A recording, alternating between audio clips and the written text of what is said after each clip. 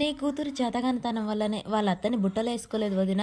అసలు నీ కూతురు ఏం తెలివికల్లదైతే ఆ అత్తని ఎంత బుట్టలో వేసుకోవాలి, అత్తని ఎంత ప్రేమగా చూసుకోవాలి, చెంచలమ్మత్త అని ఎమ్మటి తిరిగే అమ్మాయి కానీ ఎప్పుడైనా తనతో ప్రేమగా ఉందా? అలా అయితే తన బుట్టలో పడితే ఆ దరిద్రపు ఇంటికి వచ్చేదా, ఆ సింధూరాన్ని పెళ్లి చేసుకునేదా అని చెప్పేసి దొరికిందే ఛాన్స్ అన్నట్టు రేణుక రెచ్చిపోయి మాట్లాడుతూ ఉంటుంది.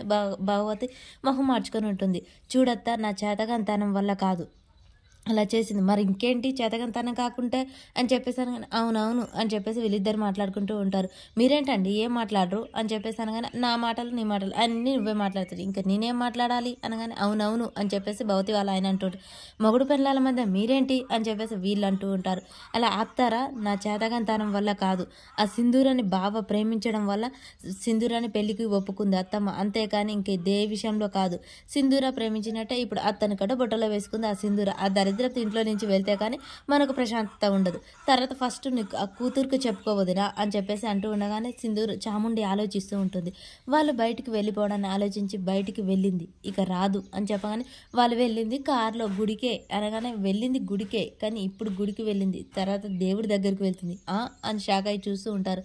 బావా, దాన్ని ఎలా చేస్తావో ఏం చేస్తావో నాకు తెలియదు, అది ఇంటికి రాకూడదు, శాశ్వతంగా మన ఇంటికి దూరం అయిపోవాలి, నీకేం కావాలో నాకు తెలుసు, అది నేను ఇస్తాను అని చెప్పేసి అనగానే వీళ్ళందరూ షాక్ అయి చూస్తూ ఉంటారు. ఇక నాకు వదిలే మరదలా అని చెప్పేసి రవిబాబు అంటూ ఉంటాడు.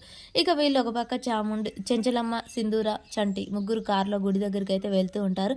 అబ్బాబ్బా, ఇంత మెత్తగా ఉన్నాయో కార్లో సీట్లు, నేను ఎప్పుడూ ఎక్కలేదు అమ్మగారు, ఇదే ఫస్ట్ టైం కారు ఎక్కడం, చల్లగా ఉంది అమ్మగారు, నాకు డౌట్ మాట్లాడినా అని చెప్పేసి అనగానే చెంచలమ్మ తల పట్టుకొని కూర్చుంటూ ఉంటుంది. ఏంటి చంటి అని సింధూర్ అడుగుతూ ఉంటుంది. ఇప్పుడు కారులో చల్లగా ఉంది కదా, విమానంలో వెళ్తే ఇంకెంత చల్లగా ఉంటుందో, విమానం మేఘాలలో వెళ్తుంది కదా, వర్షాలు మేఘాలే కదా కురిపించేది, అప్పుడు విమానంలో ఇలాంటివి ఏమి ఉండవు కదా, చల్లటి గాలి వస్తాయి.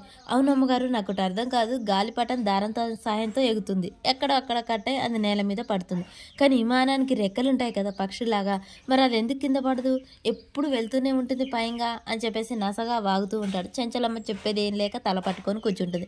ఇక సింధూర జూడ్స్ అంటే అన్ని కారుకి, బస్కి, లారీకి అన్ని మోటార్లు ఎలా అమర్చి ఉంటాయో విమానానికి కూడా అలాగే ఉంటాయి, అందుకే దానికి రెక్కలున్న పైకే వెళ్తుంది అనగానే అవునా, నాకు తెలియదు అమ్మగారు అని చెప్పేసి ఇంకా ఆగకుండా నస పెడుతూ ఉంటాడు. చెంచలమ్మ కారు ఆపిచ్చి దిగుచంటి అని కిందికి దింపుతుంది. ఎందుకు అమ్మగారు అనగానే నీ నస మా ప్రశాంతత కోసం గుడికి వెళ్తున్నావు, కానీ నువ్వు కారు ఎక్కిన కానీ ఒక్క 2 నిమిషాలు కూడా ప్రశాంతంగా లేవు, మా తల నొప్పి లేస్తుంది, నువ్వు వచ్చిన దాన్నే నోరు మూసుకొని ఇంటికి వెళ్ళు, మేము వెళ్తామనగానే అమ్మగారు నన్ను క్షమించండి, ఇంకెప్పుడు వాగను, మీరు నోరు తెరిచి మాట్లాడమంటేనే మాట్లాడతాను, సరే అలాగైతేనే కారు ఎక్కు, లేకపోతే మాత్రం వచ్చిన దారినే ఇంటికి వెళ్ళు అని చెప్పేసి అనగానే ఇంకా చెంచలమ్మ మాట్లాడుతూ ఉంటుంది. మరి చంటి కారు ఎక్కుతాడా లేకుంటే ఇంటికి వెళ్తాడా అనేది నెక్స్ట్ వీడియోలో తెలుస్తుంది.